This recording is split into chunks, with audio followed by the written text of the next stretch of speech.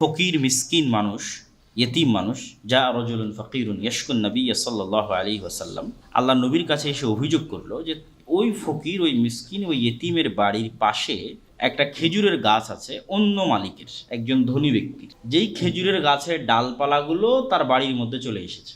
তো তার বাচ্চারা, এই ফকির এবং মিসকিন যে গরিব মানুষ যে গেছে, তার বাচ্চারা ইয়াখুদু আওলাদহু মিনহাত তামার, ওই ব্যক্তির ওই ডালপালা থেকে খেজুরগুলো পেড়ে খায়। এইটার অনুমতি আর ওই পাশের ধনী ব্যক্তি দেয় না, পেড়ে খেলে বকাঝকা করে। এই অভিযোগ নিয়ে সে আল্লাহর নবীর কাছে এসেছে। তখন রাসূলুল্লাহ সাল্লাল্লাহু আলাইহি ওয়াসাল্লাম ওই ব্যক্তিকে বলছেন, ওই যে ধনী ব্যক্তি, যে খেজুরের গাছের মালিক, যে তুমি এই খেজুরের গাছটা এই ফকিরকে দিয়ে দাও জান্নাতে একটা খেজুর গাছের বিনিময়ে। কিন্তু সে রাজি হয়নি। সে এটাতে রাজি না হওয়ায় এই সংবাদ সাহাবী আবু দাহদা রাদিয়াল্লাহু তাআলা আনহুর কাছে পৌঁছে। এই সংবাদ শোনার পর তিনি ওই ব্যক্তিকে বলেন, যে ধনী ব্যক্তি এই খেজুর গাছটা এই গরিবকে দিল না জান্নাতে একটা খেজুর গাছের বিনিময়ে, তাকে বলেন যে আমার বিশাল একটা খেজুরের বাগান আছে, এই পুরো খেজুরের বাগান তোমাকে দিয়ে দিলাম, তুমি এই একটা খেজুর গাছ এই ফকির বা গরিবকে দিয়ে দিবা, আর এই পুরো খেজুরের বাগান দিয়ে দিলাম জান্নাতে একটা খেজুরের গাছের বিনিময়ে।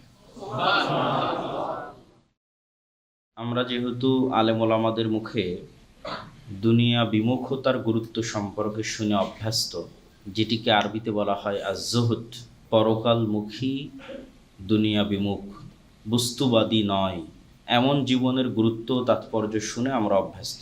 ফলত অনেক সময় অনেকেই ভুল ধারণা করে বসে থাকেন যে ধনী হওয়ার জন্য চেষ্টা করার প্রয়োজন নাই, টাকা পয়সা উপার্জন করার জন্য চেষ্টা করার প্রয়োজন নাই, সব কিছু তো ভাগ্যে লেখাই আছে, যেটা আমার ভাগ্যে আছে সেটা তো আমি পাবই। এগুলো অনেককেই অনেক সময় অলসতার দিকে ধাবিত করে, আনপ্রোডাক্টিভিটি তথা কর্মহীন বেকারত্বের দিকে ধাবিত করে, যা আসলে ইসলামের মূলনীতির সাথে যায় না। তো আজকে আমরা আমাদের এই আলোচনায় বোঝার চেষ্টা করব যে আদৌ কি ইসলামে ধন সম্পদ, টাকা পয়সা উপার্জনের গুরুত্ব আছে কি না, থাকলে সেটি কতটুকু এবং কোন পর্যায়ের। যদি থাকে তাহলে আমাদেরকে দুনিয়া বিমুখ হওয়ার যে হাদিসগুলো শোনানো হয় সেগুলোর অর্থ কী। প্রথমত আমরা দেখব রাসূলুল্লাহ সাল্লাল্লাহু আলাইহি ওয়াসাল্লামের সিরা, জীবনী। উনি যখন মক্কা থেকে হিজরত করে মদিনায় গেলেন, তখন মদিনার সকল টাকা পয়সা, অর্থনীতির কন্ট্রোল ছিল ইহুদিদের হাতে, বাজার ঘাটের কন্ট্রোল ছিল ইহুদিদের হাতে, পানির কেন্দ্রস্থল যেগুলো কুয়া, সেগুলোর কন্ট্রোল ছিল ইহুদিদের হাতে, বড় বড় খেজুরের বাগান যেগুলো, সেগুলোর কন্ট্রোল ছিল ইহুদিদের হাতে। যদিও মদিনার অধিকাংশ জনগণ মুসলমান হওয়ায়, আনসারি যারা, আর ইহুদিরা সংখ্যায় কম হওয়ায় মদিনা সনদের মাধ্যমে রাসূলুল্লাহ সাল্লাল্লাহু আলাইহি ওয়াসাল্লামই মদিনা নামক নতুন রাষ্ট্রের প্রধান। কিন্তু উনি খুব ভালোভাবে জানতেন যে এই রাষ্ট্রের নাম কাওয়াস্তে প্রধান হয়ে আসলে কোনো কিছু করা সম্ভব নয় যদি অর্থনৈতিক কন্ট্রোল ইহুদিদের হাতে থাকে। তাহলে শুধু আমি প্রধান হিসেবে দায়িত্ব পালন করব, কিন্তু অর্থনীতিতে তাদের মুখাপেক্ষী থাকবো, যেটাও এক প্রকারের গোলামি, পরিপূর্ণ স্বাধীনতা নয়। তো রাসূলুল্লাহ সাল্লাল্লাহু আলাইহি ওয়াসাল্লাম যেহেতু নিজে ব্যবসায়ী ছিলেন, কোরাইশদের মক্কায় মূল পেশা ছিল ব্যবসা, যেটা আল্লাহ কোরআনে নিজে তুলে ধরেছেন, লিইলাফি কোরাইশ ইলাফিহিম রিহলাতাশ শিতাই ওয়াস সাইফ। এখানে তাদের বিজনেস ট্যুরের কথা আল্লাহ তুলে ধরেছেন, যে তারা সিরিয়ার সাথে ব্যবসায়িক যে লেনদেন করত সেটার আলোচনা এখানে তুলে ধরা আছে। তো কোরাইশরা জন্মগত ব্যবসায়ী ছিল তাদের মূল পেশা। যেহেতু মক্কা মরুভূমি হওয়ায়, পানিবিহীন অঞ্চল হওয়ায়, সমুদ্রের নিকটবর্তী অঞ্চল না হওয়ায়, স্বাভাবিক অন্য জীবন ধারণের যে অনুষঙ্গগুলো থাকে সেগুলো সেখানে অনুপস্থিত ছিল।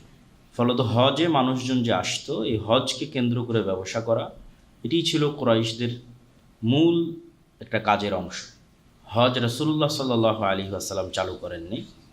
ইব্রাহিম আলাইহিস সালাতু ওয়াসসালামের আদেশ অনুযায়ী ইসমাঈলের সন্তানেরা হজ করত, আর কুরাইশরা যেহেতু ইসমাঈলের সন্তান ছিল তারাও হজ করত, যদিও তাদের হজের নিয়ম কানুনে ভুল ত্রুটি যেগুলো ছিল সেগুলো রাসূল সাল্লাল্লাহু আলাইহি ওয়াসাল্লাম পরে সংশোধন করে দিয়েছে। তো আল্লাহর নবীর সাথে যে সমস্ত মুহাজির মক্কা থেকে হিজরত করে মদিনায় এসেছে, তারাও বেশিরভাগই ব্যবসায়ী। কিন্তু মক্কা থেকে হিজরত করার কারণে তারা খালি হাতে, রিক্ত হস্তে মদিনায় এসেছে। তো রাসূলুল্লাহ সাল্লাল্লাহু আলাইহি ওয়াসাল্লাম মদিনার আনসারীদের বললেন যে তোমরা যেহেতু অধিকাংশই কৃষক, মদিনার মানুষের অধিকাংশের পেশা ছিল কৃষিকাজ। আনসারীরা কৃষিকাজ করতো, এই মর্মে অসংখ্য হাদিস আছে। তো তোমাদের অধিকাংশের পেশা যেহেতু কৃষক, তোমরা ব্যবসা অত ভালো বুঝবে না, কিন্তু আমার সাথে যারা মহাজির এসেছে এরা সবাই পাকা বিজনেসম্যান, ব্যবসা বোঝে। অতএব তোমরা তোমাদের সম্পত্তি বন্টন করো মুআলাত, আল্লাহর সন্তুষ্টির জন্য। যার যা আছে মহাজিরদের সেটাতে অংশ দাও, 3 ভাগের 1 ভাগ হোক, অর্ধেক হোক। কারো যদি 10টা উট থাকে 5টা উট দিয়ে দাও, 10 বিঘা জমি থাকলে 5 বিঘা দিয়ে দাও, যাতে অন্তত ওরা হাতে কিছু পুঁজি পায় এবং ব্যবসা শুরু করে। কেননা ব্যবসা যতক্ষণ শুরু না করবে ততক্ষণ মদিনার অর্থনৈতিক কন্ট্রোল রাসূলুল্লাহ সাল্লাল্লাহু আলাইহি ওয়াসাল্লামের হাতে আসবে না। ফলত আল্লাহর নবীর এই মুআলাহ বা ওয়ালা, আনসার এবং মুহাজিরদের মধ্যে তিনি যে ওয়ালার সম্পর্ক করে দিলেন, এটাকে আরবিতে বলা হয় ওয়ালা, যে একটা চুক্তির মতো একটা সম্পর্ক করে দিলেন, সেটার ভিত্তিতে আনসারীরা তাদের ধন সম্পত্তির একটা অংশ মুহাজিরদের দিয়ে দিল। এমনকি এমনও ঘটনা ঘটেছে, কারো 2-3টা স্ত্রী থাকলে তালাক দিয়ে এক স্ত্রীকে মুহাজিরকে দিয়ে দেওয়া হয়েছে, কেননা মুহাজিরেরা সব কিছু ছেড়ে এসেছে মক্কা থেকে। তো তারপরে তারা ব্যবসা শুরু করলেন এবং রাসূলুল্লাহ সাল্লাল্লাহু আলাইহি ওয়াসাল্লামের জীবদ্দশাতেই ওসমান বিন আফফানের মতো সাহাবী, আব্দুর রহমান বিন আওফের মতো সাহাবী, জুবাইর বিন আল আওয়ামের মতো সাহাবী রাদিয়াল্লাহু তাআলা আনহুম, তারা আল্লাহর নবীর জীবদ্দশাতেই কোটিপতি, মাল্টি বিলিয়নার ব্যবসার মাধ্যমে হয়ে গেছে রাসূল সাল্লাল্লাহু আলাইহি ওয়াসাল্লামের জীবদ্দশাতেই, এবং সেটার উপকারও রাসূলুল্লাহ সাল্লাল্লাহু আলাইহি ওয়াসাল্লাম ভোগ করেছে। সেটার উপকারের একটা অন্যতম উপকার যেটা রাসূলুল্লাহ সাল্লাল্লাহু আলাইহি ওয়াসাল্লাম ভোগ করেছেন, যেমন একটা ছোট্ট ঘটনা। মসজিদে নববীর আশেপাশের যে অঞ্চলগুলো বা মদিনার মূল পানির যে উৎসগুলো ছিল, আজকেও সৌদি আরবের সবচেয়ে বড় সমস্যা পানি। আজ থেকে 1500 বছর আগে সবচেয়ে বড় সমস্যা, আরও প্রকট সমস্যা পানি। তো পানির কন্ট্রোল যার হাতে, এটা অনেক বড় একটা ক্ষমতার উৎস, পানির কন্ট্রোল যার হাতে। তো বড় বড় কুয়াগুলোর কন্ট্রোল ছিল ইহুদিদের হাতে। ফলত মুসলমানদের উজু করার জন্য, গোসলের জন্য, যেহেতু এটা একটা পবিত্রতা এবং পরিচ্ছন্নতার দিন, ইহুদিদের কাছে নত থাকতে হতো, রাসূলুল্লাহ সাল্লাল্লাহু আলাইহি ওয়াসাল্লামকে অনুরোধ করতে হতো, অথবা টাকা দিয়ে পানি কিনতে হতো। তো বিইর রোমা নামক একটা কুয়া মদিনায় ছিল, যেটা মুসলমানদের খুব প্রয়োজন ছিল। আল্লাহর নবী ঘোষণা দিলেন যে কেউ কি জান্নাতে একটি ঝর্ণার বিনিময়ে এই কুয়াটা ক্রয় করে দিবে মুসলমানদেরকে? ওসমান বিন আফফান রাদিয়াল্লাহু তাআলা আনহু বললেন যে আমি জান্নাতে একটি ঝর্ণার বিনিময়ে এই কুয়া মুসলমানদের ক্রয় করে অক্ফ করে দিলাম আল্লাহর রাস্তায়। তো ওসমান বিন আফফান যদি টাকার মালিক না হতেন, তাহলে তিনি রাসূলুল্লাহ সাল্লাল্লাহু আলাইহি ওয়াসাল্লামের বিপদের এই দিনে সহযোগিতা করতে পারতেন না, যেটা মুসলমানদের প্রেস্টিজের সাথে সম্পৃক্ত ছিল। রাসূলুল্লাহ সাল্লাল্লাহু আলাইহি ওয়াসাল্লামের নিজের আত্মসম্মান, আত্মমর্যাদার সাথে সম্পৃক্ত ছিল। তো এই জন্য গোলামি থেকে মুক্তি পেতে চাইলে অর্থনৈতিক মুক্তি ছাড়া রাস্তা নাই। অর্থনৈতিক মুক্তি খুবই জরুরি, এবং এটি শুধু আমি থিওরিটিক্যাল কথা বলতেছি তা নয়, বাস্তবতাও তাই। ফেরাউন বানু ইসরায়েলকে গোলাম বানিয়েছিল, তার একটা টুলস ছিল অর্থ। সেটি হচ্ছে সুদের ভিত্তিতে লোন দেওয়া। বানু ইসরায়েলদেরকে প্রচুর পরিমাণে সুদের ভিত্তিতে লোন দিত ফেরাউনের অর্থমন্ত্রী কারুন, এবং এই সুদি লোনের মাধ্যমে তারা গোলাম হিসেবে থাকতো ফেরাউনের। তাহলে মানুষকে গোলামে পরিণত করার একটা বড় টুলস হচ্ছে সুদের লোন। এটা আজকের না, আজ থেকে 5000 বছর আগের কথা বলতেছি। সেম সিচুয়েশন মদিনাতেও ছিল, ইহুদিরা সুদের ব্যবসা করত। সেম সিচুয়েশন আজ 1400 বছর পরেও, যে সুদি লোনের বেড়া জালে মুসলিম দেশগুলো আটকা আছে, ফলত কেউ স্বাধীন নয়। তো স্বাধীনতার অপর নাম হচ্ছে ক্যাশ টাকার মালিক হওয়া। লোনবিহীন ক্যাশ টাকার মালিক হওয়া মানে স্বাধীন হওয়া। এটা আমাদের যে রাসূলুল্লাহ সাল্লাল্লাহু আলাইহি ওয়াসাল্লাম খুব ভালো বুঝতেন। তিনি যে খুব ভালো বুঝতেন তার আরেকটা উদাহরণ আজকে রাসূলুল্লাহ সাল্লাল্লাহু আলাইহি ওয়াসাল্লামের সিরা থেকে আমরা তুলে ধরি। বদরের যুদ্ধকে অনেক সময় মনে হতে পারে এটি একটি আহামরি ধর্মযুদ্ধ, হক এবং বাতিলের এক বিশাল আবেগময় যুদ্ধ। ঠিক আছে, অবশ্যই এটি হক এবং বাতিলের দ্বন্দ্ব, কিন্তু বদরের যুদ্ধের যে শুরুটা, এই শুরুর ইতিহাসটা যদি পড়েন তাহলে দেখবেন এখানে মূল চাবিকাঠি ছিল অর্থ। রাসূলুল্লাহ সাল্লাল্লাহু আলাইহি ওয়াসাল্লাম মক্কা থেকে হিজরত করে মদিনায় গেছেন। মদিনা এই পাশে, মক্কা এই পাশে, আর সিরিয়া আরও এই দিকে। তো মক্কার মানুষের ব্যবসা ছিল সিরিয়ার সাথে। ফলত লোহিত সাগরের তীরবর্তী যে রাস্তাটা, এই রাস্তাটা হচ্ছে বিজনেস রুট। মক্কা থেকে এই লোহিত সাগরের তীরের রাস্তা ধরে তারা সিরিয়াতে যেত ব্যবসা করতে। তো মুহাম্মদ সাল্লাল্লাহু আলাইহি ওয়াসাল্লাম যখন মক্কা থেকে হিজরত করে মদিনায় গেলেন, তখন তিনি আমাদের এই বিজনেস রুটটা বন্ধ করে দিলেন। অথচ মুহাম্মদ সাল্লাল্লাহু যাওয়া 5 দিনও হয়নি, 10 দিনও হয়নি, 1 সপ্তাহ হয়নি। বিজনেস রুট কাট অফ হওয়ার কারণে আবু সুফিয়ান ব্যবসায়িক কাফেলা নিয়ে ফেরত আসতে পারতেছে না মক্কায়। তখন সে দূত পাঠিয়ে মক্কায় সংবাদ পাঠালো যে ব্যবসায়িক রুট বন্ধ হয়ে গেছে, উদ্ধার করতে হবে। তখন আবু জাহাল মক্কা থেকে কাফেলা নিয়ে রওনা দিল। এই জন্য বদরের যুদ্ধ মদিনায় হয়নি, বদরের যুদ্ধ হয়েছে সমুদ্রের ধারে, মদিনা থেকে 300 কিলোমিটার দূরে, 250 কিলোমিটার দূরে, কেন ওটা ছিল বিজনেস রুট। তো আবু জাহাল এবং আবু সুফিয়ান দেখলো মোহাম্মদ সাল্লাল্লাহু আলাইহি ওয়াসাল্লাম মদিনায় গিয়ে 1 সপ্তাহ হয়নি, তাতেই তিনি আমাদের ব্যবসা বন্ধ করে দিলেন। উনি যদি মদিনায় আরেকটু পাওয়ারফুল হয় তাহলে তো আমাদের খাওয়ার কিছুই থাকবে না, ব্যবসা বন্ধ, খাবো কি? মক্কার মানুষের তার দ্বিতীয় কোনো রুজি রুটির উপায় নাই। অতএব মদিনাকে ধ্বংস না করলে আমাদের ব্যবসা বন্ধ হয়ে যাবে, বিজনেস রুট অফ হয়ে যাবে। তাহলে আপাত দৃষ্টিতে মনে হয় এটি একটি হক এবং বাতিলের যুদ্ধ, কিন্তু ইতিহাস ঘাটলে দেখা যায় এটির পিছনে অর্থনীতির একটা বড় ভূমিকা ছিল। তাহলে রাসূলুল্লাহ সাল্লাল্লাহু আলাইহি ওয়াসাল্লাম খুব ভালোভাবে বুঝতেন যে মক্কাকে অর্থনৈতিকভাবে ক্ষতিগ্রস্ত না করতে পারলে আর মদিনাকে অর্থনৈতিকভাবে শক্তিশালী না করতে পারলে নেতৃত্ব আসলে আসে না, নেতৃত্ব আসলে তৈরি হয় না, বরং যার কাছে টাকা থাকে তার কাছে নেতৃত্ব চলে যায়। এটাই নিয়ম পৃথিবীর। ফলত অর্থনীতি বা টাকা ইসলামে একদম গুরুত্বহীন, এটি একটি ভুল ধারণা। বরং ইবাদতের জগতেও রাসূলুল্লাহ সাল্লাল্লাহু আলাইহি ওয়াসাল্লাম এবং আল্লাহ সুবহানাহু ওয়া তাআলা যে ইবাদতগুলোকে সবচেয়ে বেশি প্রায়োরিটি দিয়েছেন, গুরুত্ব দিয়েছেন, তার মধ্যে সবচেয়ে পাওয়ারফুল ইবাদত হচ্ছে টাকা পয়সা কেন্দ্রিক অর্থনৈতিক যে ইবাদত। এই ইবাদতগুলো অন্য আর যে কোনো ইবাদতের তুলনায় বেশি পাওয়ারফুল। কেননা ধন সম্পদ হচ্ছে আল্লাহ সুবহানাহু তাআলার নেয়ামত, দয়া। আর আল্লাহর দয়া বিমুখ হওয়া অহংকারীর পরিচয়। যে আমি আল্লাহ সুবহানাহু তাআলার দয়ার আমার প্রয়োজন নাই, এটা তো অহংকার। বরং আমি আল্লাহ সুবহানাহু তাআলার দয়া ভিখারি, আমার আরও বেশি দয়া প্রয়োজন, তার মানে আমার আরও বেশি টাকা প্রয়োজন।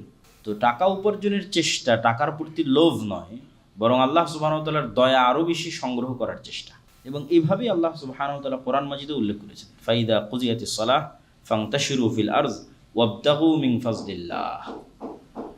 যখন তোমাদের সালাত সম্পূর্ণ হয়ে যায় তখন তোমরা পৃথিবীতে ছড়িয়ে পড়ো এবং পৃথিবীতে আল্লাহ সুবহানাহু তাআলা যে নেয়ামত এবং দয়া ছিটিয়ে রেখেছে সেটা অনুসন্ধান করো। শুধু তাই নয়, আল্লাহ সুবহানাহু ওয়া তাআলা সূরা মুজাম্মিলের মধ্যে যারা রাতে সালাত আদায় করে, ওই রাতে সালাত আদায়কারীর মতো সমপর্যায়ের সম্মান এবং মর্যাদায় আরও 2 শ্রেণীর মানুষকে অধিষ্ঠিত করেছেন। আল্লাহ সুবহানাহু ওয়া তাআলা বলেন, ওয়া আখারুনা ইয়াজরিবুনা ফিল আরজ ইয়াবতাগুনা মিন ফাজলিল্লাহ ওয়া আখারুনা ইউকাতিলুনা ফি সাবিলিল্লাহ। যে একদল মানুষ তো রাতে উঠে সালাত আদায় করে, তাহাজ্জুদ গুজার, এরা যেমন সম্মানী, প্রচুর নেকির কাজ করতেছে, ঠিক আরও একদল মানুষ নেকির কাজ করে। তার একদল হচ্ছে আখারুনা ইউকাতিলুনা ফি সাবিলিল্লাহ, যারা আল্লাহর রাস্তায় জিহাদের জন্য বের হয়েছে। 3 নাম্বার আরও একদল আখারুনা ইয়াজরিবুনা ফিল আরজি ইয়াবতাগুনা মিন ফাজলিল্লাহ, যারা দুনিয়াতে ঘুরে বেড়াচ্ছে আল্লাহর দয়া এবং রহমত অনুসন্ধান করার জন্য, তথা ব্যবসায়িক সফরে আছে, আল্লাহ সুবহানাহু ওয়া তাআলার দয়া এবং রহমত অনুসন্ধান করতে চায়। এবং তার পরপরই বলা হচ্ছে যে এদের কাজ কি, ওয়া আকিমুস সালাহ ওয়া আতুয যাকাহ ওয়া আকরিদুল্লাহ করদান হাসানাহ। সালাত কায়েম করো, জাকাত দাও, আল্লাহকে কর্জ দাও। পবিত্র কোরআনে এমন কোথাও নাই যেখানে আল্লাহ সুবহানাহু ওয়া তাআলা সালাতের আদেশ দিয়েছেন এবং তার সাথে জাকাতের আদেশ দেননি, অথবা আল্লাহ সুবহানাহু ওয়া তাআলাকে কর্জ দেওয়ার আদেশ দেননি। দানকে আল্লাহ সুবহানাহু ওয়া তাআলা আল্লাহকে কর্জ দেওয়া হিসেবে গণ্য করেছেন, যে তোমরা আল্লাহ সুবহানাহু ওয়া তাআলাকে কর্জ দাও। তো মানুষের কাছে কর্জ দিলে যেমন আমরা পাওয়ার আশা রাখি, আল্লাহ সুবহানাহু ওয়া তাআলাকে কর্জ দেওয়া মানে এটা আসলে হারিয়ে যাচ্ছে না, এটি পুনরায় ফেরত পাওয়ার সম্ভাবনা আছে। তো এই জন্য যত জায়গায় কোরআনে আল্লাহ সুবহানাহু ওয়া তাআলা সালাত বা অন্য ইবাদতের কথা বলেছেন, সেখানে সাথে সাথে কোথাও পাবেন না যেখানে আল্লাহ সুবহানাহু ওয়া তাআলা অর্থনৈতিক ইবাদতের কথা বলেননি। এবং এই জন্যই রাসূলুল্লাহ সাল্লাল্লাহু আলাইহি ওয়াসাল্লাম ব্যবসায়ীদের ফজিলতে যে হাদিসগুলো রাসূলুল্লাহ সাল্লাল্লাহু আলাইহি ওয়াসাল্লাম বলেছেন, সেই হাদিসগুলোর মধ্যে অন্যতম একটি হাদিস হচ্ছে যে আত-তাজির আস-সাদুক আল আমিন ইয়াকুনু ইয়াউমাল কিয়ামাহ মা'আন নাবিয়্যিন ওয়াস-সিদ্দীকিন ওয়াশ-শুহাদা। সত্যবাদী আমানতদার ব্যবসায়ী, সব ব্যবসায়ী নয়, সত্যবাদী আমানতদার ব্যবসায়ী কিয়ামতের মাঠে নবীদের সাথে, সিদ্দিকদের সাথে এবং শহীদদের সাথে অবস্থান করবে। আল্লাহু আকবার। এটা বিশাল বড় ফজিলত, যে ফজিলতের কোনো তুলনা হয় না। কিন্তু শর্ত শুধু দুটোই, সত্যবাদী এবং আমানতদার ব্যবসায়ী। শুধু তাই নয়, রাসূলুল্লাহ সাল্লাল্লাহু আলাইহি ওয়াসাল্লাম যে দুটো বিষয়ে মানুষের প্রতি ঈর্ষা রাখার জায়েজ করেছেন, ধ্বংস কামনা নয়, কিন্তু আফসোস বা ঈর্ষা থাকা, যে যদি আমি এরকম হতে পারতাম কতই না ভালো হতো। তার একটা তো আমরা সবাই জানি, রজুলুন আতাহুল্লাহুল হিকমাহ, এমন ব্যক্তি যাকে আল্লাহ জ্ঞান দিয়েছে কোরআন এবং হাদিসের। এই জ্ঞান সে মানুষের মধ্যে বিতরণ করে এবং এই জ্ঞান দিয়ে সঠিক সিদ্ধান্ত নেয়। মানুষের অন্তরে আফসোস থাকা উচিত যে ইস, আমি যদি তার মতো জ্ঞানী হতে পারতাম। আরও একটা বিষয়ে মানুষ আফসোস করতে পারে, করা যায়। এই দুইটা বাদে আর কোনো বিষয়ে আসলে আফসোস করার যোগ্য নয়, আর কোনো বিষয়েই পৃথিবীতে আফসোস করার যোগ্য। আর একটা কি, রজুলুন আতাহুল্লাহু মালান, এমন ব্যক্তি যাকে আল্লাহ টাকা পয়সার মালিক করেছে, ধনী করেছে। শুধু কি ধনী করেছে না, কত ধনী নেবেন যে তার টাকা পয়সা দুবাই গিয়ে, আমেরিকা গিয়ে, ইংল্যান্ড গিয়ে আমোদ ফুর্তি বিনোদনের মধ্যে নষ্ট করে দিচ্ছে। কিন্তু এই ধনী ব্যক্তি ব্যতিক্রম। ওই ধনীকে আল্লাহ শুধু টাকাই দেয়নি, বরং তার টাকা ব্যয় করার তৌফিক দিয়েছে ফি উজুহিল খায়র, আল্লাহ সুবহানাহু ওয়া তাআলার রাস্তায়। এটা অনেক বড় নিয়ামত, পৃথিবীর সবাইকে আল্লাহ দেয় না। টাকা তো অসংখ্য মানুষকে দিয়েছে, কিন্তু কতজন টাকাওয়ালাকে আল্লাহ তৌফিক দিয়েছে যে সে টাকা অন্যায়ের পথে ব্যয় করবে না, আমোদ ফুর্তি বিনোদন, হালাল হারাম বাছ বিচার না করে নষ্ট করা সেই পথে ব্যয় করবে না, বরং আল্লাহর রাস্তায় ব্যয় করবে। এই নিয়ামত আল্লাহ সবাইকে দেয়। তো কাউকে যদি কেউ দেখে যে আল্লাহ কাউকে এই নিয়ামত দিয়েছে যে সে কোটি কোটি টাকার মালিক, ওসমান বিন আফফানের মতো, আবার সেই কোটি কোটি টাকা তাকে আল্লাহ তৌফিকও দিয়েছে আল্লাহর রাস্তায় ব্যয় করার, তাহলে এটা নিয়ে জন্য তার অন্তরে আফসোস থাকে, ঈর্ষা থাকে, যদি আমি এরকম হতে পারতাম যে আমিও একদিন কোটি কোটি টাকার মালিক হব, আর সেই টাকা আল্লাহ সুবহানাহু ওয়া তাআলার রাস্তায় ব্যয় করব, অন্যায়ের পিছনে খরচ করব না। টাকার মালিক তো সবাই হয়, কিন্তু আল্লাহর রাস্তায় ব্যয় করার তৌফিক কতজনের হয়? তো এই হাদিসগুলো স্পষ্টভাবে প্রমাণ করে ধন সম্পদ উপার্জনের, টাকা পয়সা উপার্জনের গুরুত্ব ইসলামে সীমাহীন এবং অপরিসীম। তো এখানে আরেকটি বিষয় যেটি আমরা তুলে ধরতে চেয়েছি, যে অন্য ইবাদতের তুলনায় দান শক্তিশালী এবং পাওয়ারফুল হওয়ার পিছনে কারণ কি। প্রথমত, মানুষের পক্ষে এটি সম্ভব নয় যে মানুষ যেই দিন থেকে পৃথিবীতে এসেছে অথবা যেই দিন থেকে তার বুদ্ধি হয়েছে সেই দিন থেকে সে দাবি করতে পারবে যে আমি ইবাদতে কোনো কমতি করিনি, অথবা দাবি করতে পারবে যে আমি কোনো গুনাহে লিপ্ত হইনি। এই দুইটা চ্যালেঞ্জ দেওয়া মানুষের জন্য খুব কঠিন। যে কেউ কিয়ামতের মাঠে দাঁড়িয়ে আল্লাহকে চ্যালেঞ্জ দিয়ে বলবে, আল্লাহ আমি এক ওয়াক্ত সালাতও মিস দেইনি, অতএব জান্নাতে আমি যাবই, এই চ্যালেঞ্জ দেওয়া মানুষের জন্য কঠিন। অথবা কিয়ামতের মাঠে কেউ দাঁড়িয়ে বলবে যে আল্লাহ আমি একটাও গুনাহ করিনি, অতএব জান্নাত তো আমার সম্পত্তি, কে বাধা দিবে? এইটা আসলে অসম্ভব মানুষের জন্য। মানুষ গুনাহে যেমন লিপ্ত হয়, ইবাদতেও তেমন কমতি করে। সালাত, সিয়াম, হজ, যাকাত সবগুলোতে ভুল ত্রুটিতে ভরা, কমতিতে ভরা। আবার আর একদিকে আছে গুনাহের ভারী বোঝা। ফলত মানুষকে জান্নাতে যাওয়ার জন্য আল্লাহর দয়ার মুখাপেক্ষী হতে হয়, যে আল্লাহ আপনি যদি ক্ষমা করেন তবে আমি জান্নাতে যেতে পারবো, তাছাড়া জান্নাতে যাওয়ার আমার কোনো উপায় নাই। কিন্তু দুইটা ক্ষেত্রে আল্লাহ সুবহানাহু ওয়া তাআলা নিজে বলেছেন যে মানুষ দাবি করে নিশ্চিতভাবে জান্নাতে যেতে পারবে।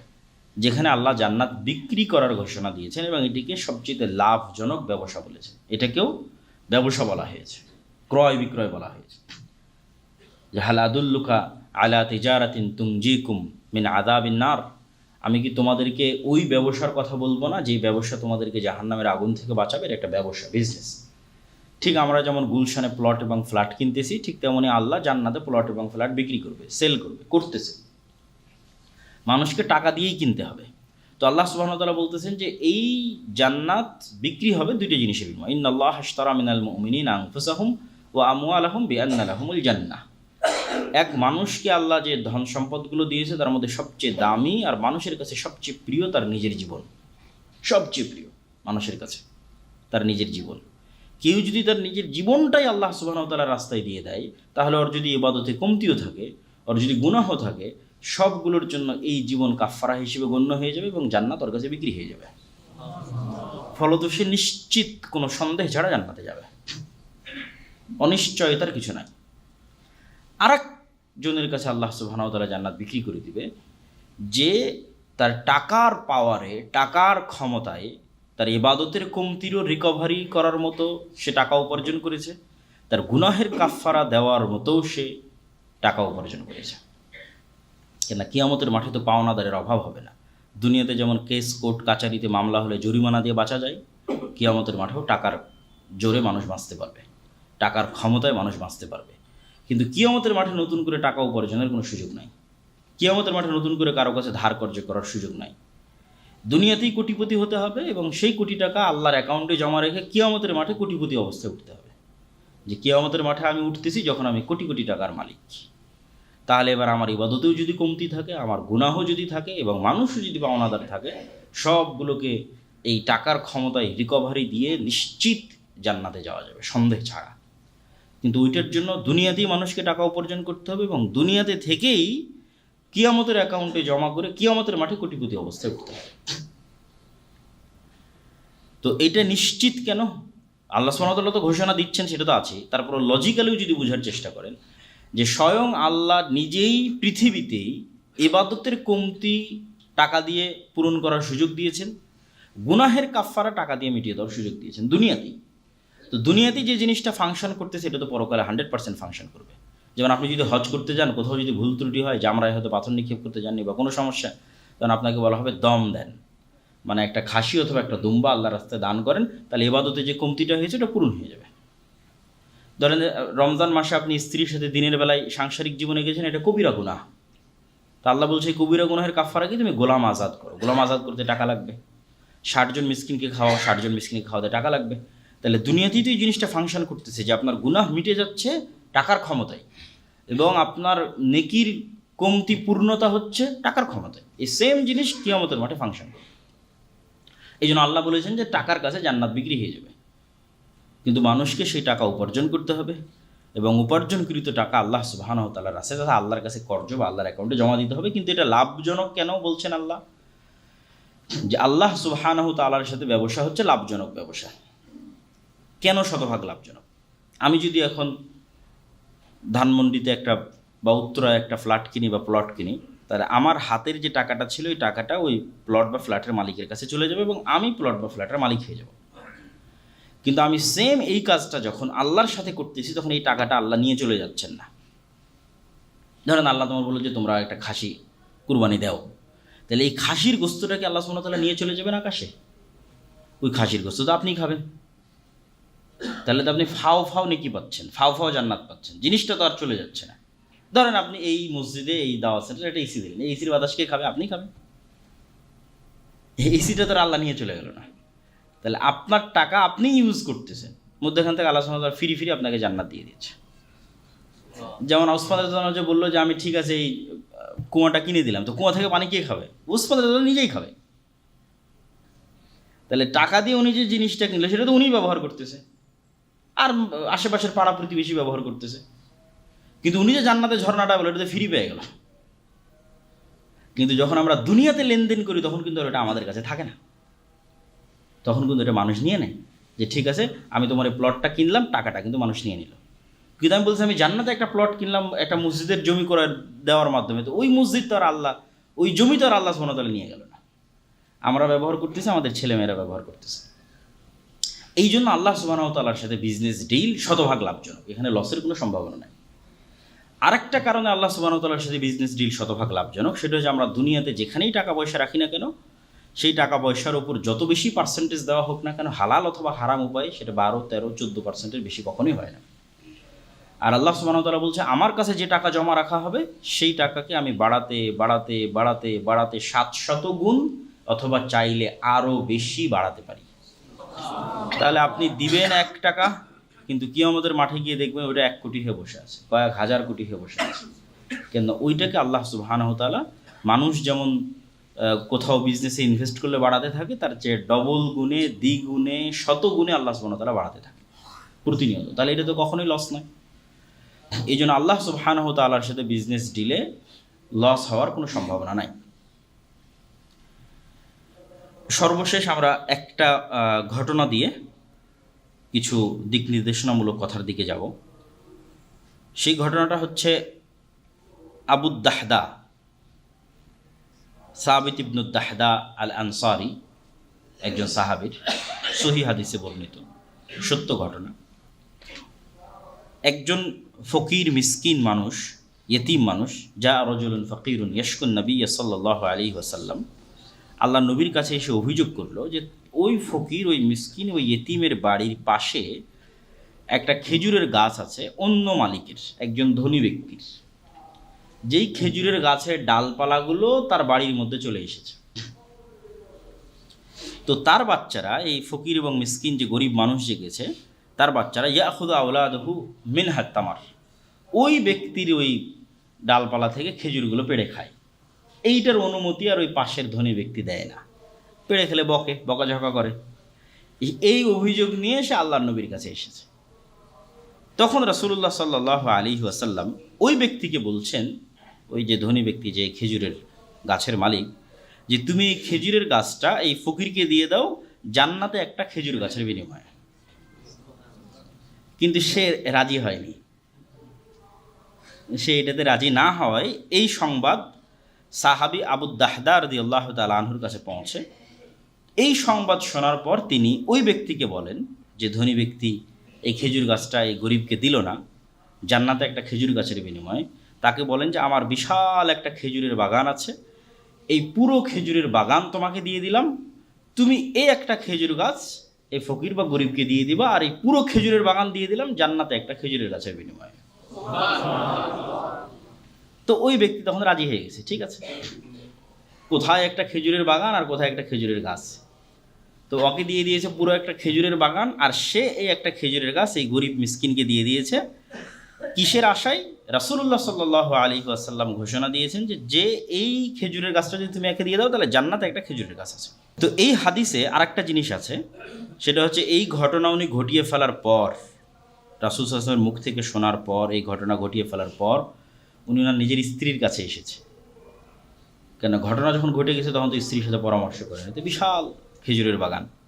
তো স্ত্রীকে উনি বলতেছে যে উম্মুদ দাহদা, আমি তো এই পুরো খেজুরের বাগান জান্নাতে একটা খেজুরের গাছের বিনিময় দিয়ে দিয়েছি, তো তোমার মতামত কি? তখন ওনার স্ত্রী বলছে রবে হাবাইউক, যে তোমার এই বিজনেস সফল কাম হোক, আল্লাহর সাথে এই ব্যবসা সফল হোক। তো ওনাদের স্ত্রীরাও তাদের সাথে দিনের সহযোগী ছিলেন এবং হৃদয় এবং অন্তর বড় ছিল। তো এটা বলে আমরা আসলে যেটা বুঝাতে চাচ্ছি সেটা হচ্ছে মুসলমানদের ব্যবসা করা ছাড়া কোনো রাস্তা নাই। ঔপনিবেশিক শাসন আমলে, ইউরোপীয় ঔপনিবেশিক শাসন আমলে মুসলমানদেরকে চাকরি করা শেখানো হয়েছে। জাতিগতভাবে মুসলমানেরা চাকুরিজীবী ছিল না। আপনি সাহাবীদের জীবনী পড়ে দেখবেন যে সাহাবীদের 90% বেশির মৃত্যু তাদের নিজ বাড়িতেও হয়নি, নিজ এলাকাতেও হয়নি, নিজ শহরেও হয়নি। কেন? এরা যাযাবর মরুবিদুইন, ব্যবসা এবং দাওয়াত এই দুটো ছিল কানেক্টেড।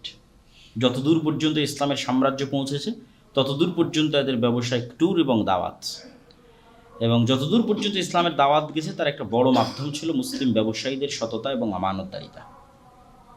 সেটা ভারতের কেরালা হোক, সেটা বাংলাদেশের চিটাগাং হোক, সেটা ইন্দোনেশিয়া, মালয়েশিয়া, ব্রুনাই হোক, যতদূর পর্যন্ত ইসলামের দাওয়াত গেছে তার একটা বড় রাস্তা ছিল বিজনেস রুট, মুসলিম ব্যবসায়ীদের সততা এবং আমানতদারিতা।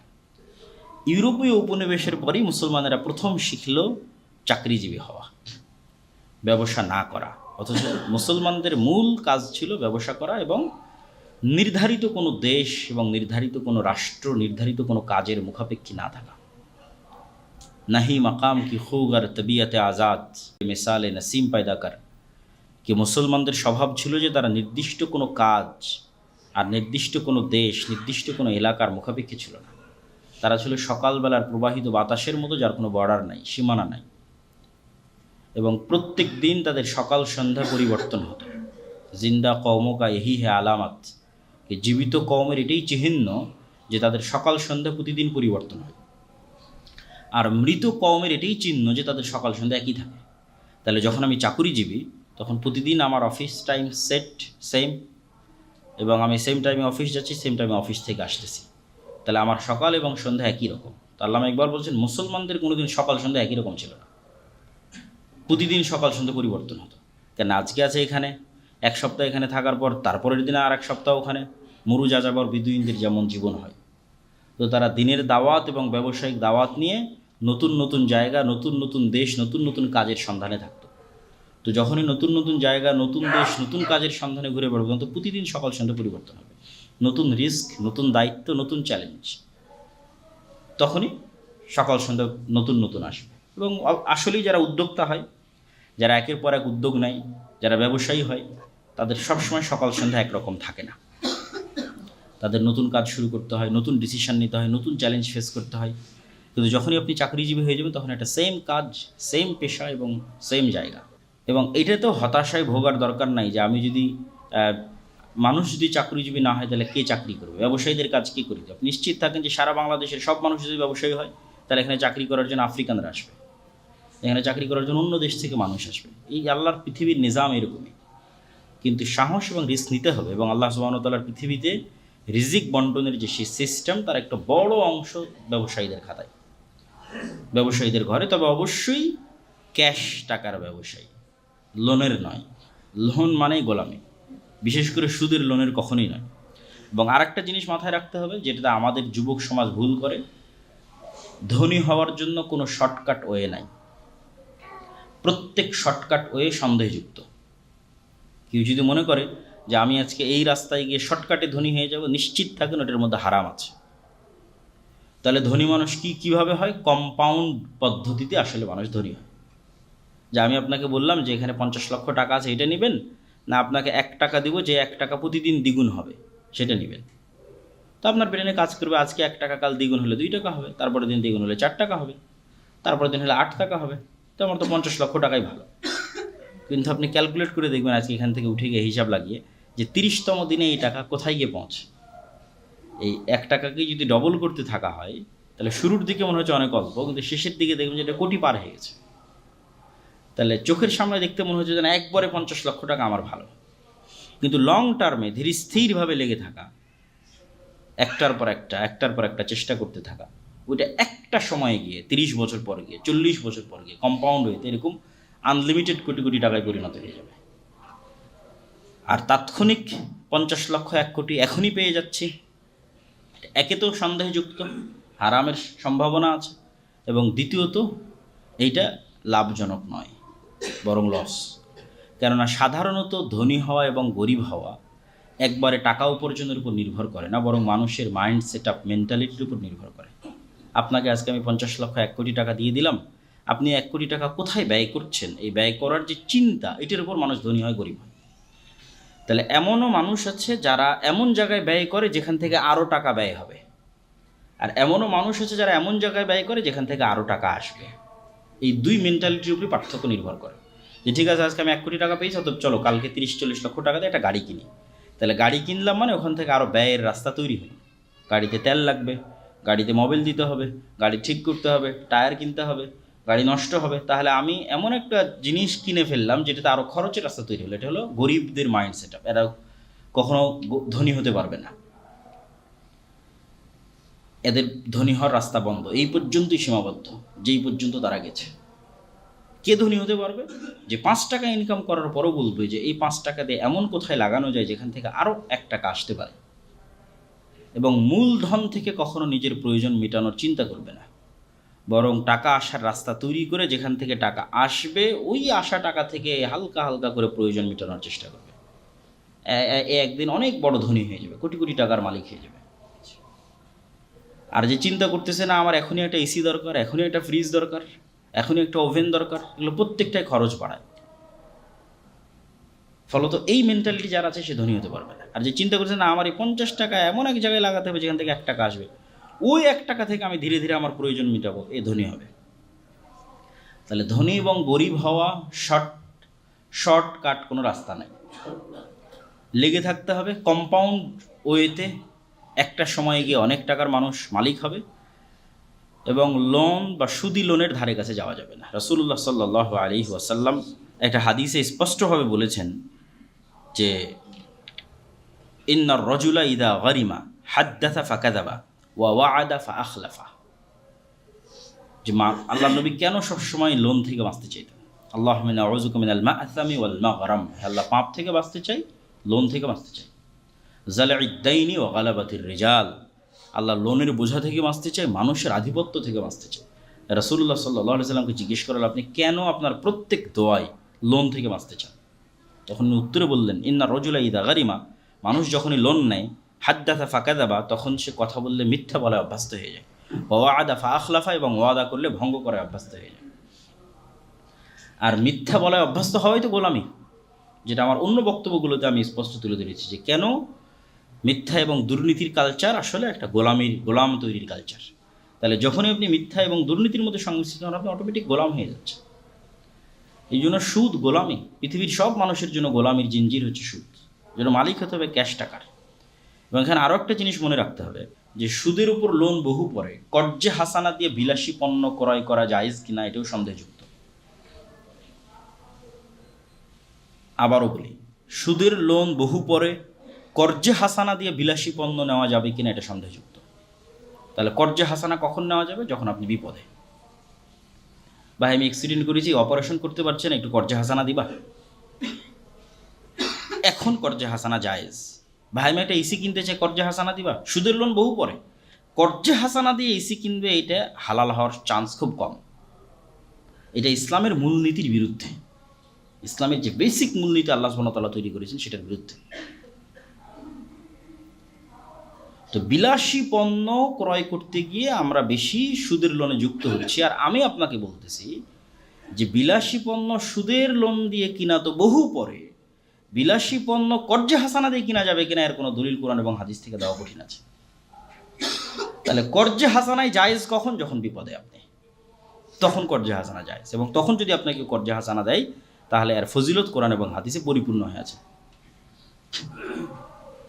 ফলত আমাদের ইসলামের যে অর্থনৈতিক মূলনীতি আছে এই মূলনীতি আমাদের বুঝতে হবে, এবং সেই মূলনীতি আমাদের জীবনে প্রয়োগ করে যদি আমরা চলার চেষ্টা করি, এবং আল্লাহ সুবহানাহু ওয়া তাআলা যদি আমাদের ধন সম্পদে বরকত দান করেন, বরকতের আরও অসংখ্য অনুষঙ্গ আছে, অপচয় না করা, আল্লাহর রাস্তায় দান করা, বিপদ আপদ থেকে বাঁচা। দাউ মারদাকুম বিসসাদাকাহ, সাদাকার মাধ্যমে, দানের মাধ্যমে মানুষ বিপদ আপদ থেকে বেঁচে যায়। এবং ওয়া তো হাক্কাহা ইয়াউমা হাসাদিহা, এবং যখনই কোনো একটা কিছু ইনকাম করা, কোনো একটা কিছু পাওয়া, তখনই সেটার থেকে অল্প কিছু হলেও মানুষকে দিয়ে দেওয়া। দেখা যায় আজকে বাড়ি থেকে 5টা লাউ উঠেছে, লাউয়ের গাছ থেকে একটা মানুষকে দিয়ে দেওয়া। আজকে 10 কেজি আম উঠেছে, 1 কেজি মানুষকে দিয়ে দেওয়া। আজকে 30,000 টাকা বেতন পেলাম, 1,000 টাকা আল্লাহর রাস্তায়। এরকম যে কোনো প্রত্যেক যে ইনকাম থাকবে সেই ইনকামের একটা অংশ আল্লাহ সুবহানাহু ওয়া তাআলার রাস্তায় দিয়ে দিলে বিপদ আপদ কমে যাবে। এবং কঠিন থেকে কঠিন যে অসুখ বিসুখগুলো হয়, সেই কঠিন থেকে কঠিন অসুখ বিসুখগুলো থেকে বেঁচে থাকার সম্ভাবনা বাড়বে এবং জান্নাত ক্রয়ের সুযোগ বাড়বে। তো আল্লাহ সুবহানাহু ওয়া তাআলা আমাদের আজকের যে আলোচনা আমরা তুলে ধরলাম, এই আলোচনা থেকে আমাদের এতটুকু শিক্ষা অর্জনের আল্লাহ সুবহানাহু ওয়া তাআলা আমাদের তৌফিক দান করুক যে আমরা যেন আমাদের অর্থনৈতিক কার্যক্রমকে কোনো সময় অবমূল্যায়ন না করি। যে ইসলাম মানে ঘরে বসে থাকতে হবে, আনপ্রোডাক্টিভ চিন্তা করা, এটার সাথে আসলে ইসলাম যায় না। এবং এটার পিছনে আমি আরও একটি উদাহরণ দিই।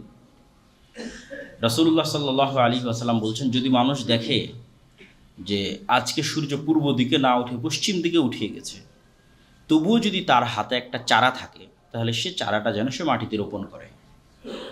এই পরিমাণ প্রোডাক্টিভিটিতে বিশ্বাস করে ইসলাম,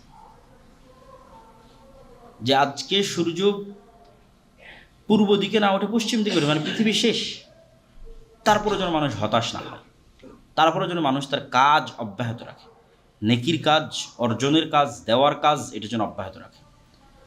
এবং আইয়ুব আলাইহিস সালাতু ওয়াস সালামের একটা ঘটনা আমি বহু বক্তব্যে বলেছি, যে তিনি একবার গোসল করছিলেন, তখন আকাশ থেকে স্বর্ণের বৃষ্টি হচ্ছিল, এবং আইয়ুব আলাইহিস সালাতু ওয়াস সালাম গোসল পরিত্যাগ করে সেই স্বর্ণ কুড়াতে গেছিলেন, এবং আল্লাহ সহিহ বুখারীর হাদিস, এবং আল্লাহ সুবহানাহু ওয়া তাআলা তাকে তিরস্কার করছিলেন যে আমি কি তোমাকে ধন সম্পদ এত কমিয়ে দিয়েছি যে তুমি এই স্বর্ণের বৃষ্টির লোভ সামলাতে পারলে না?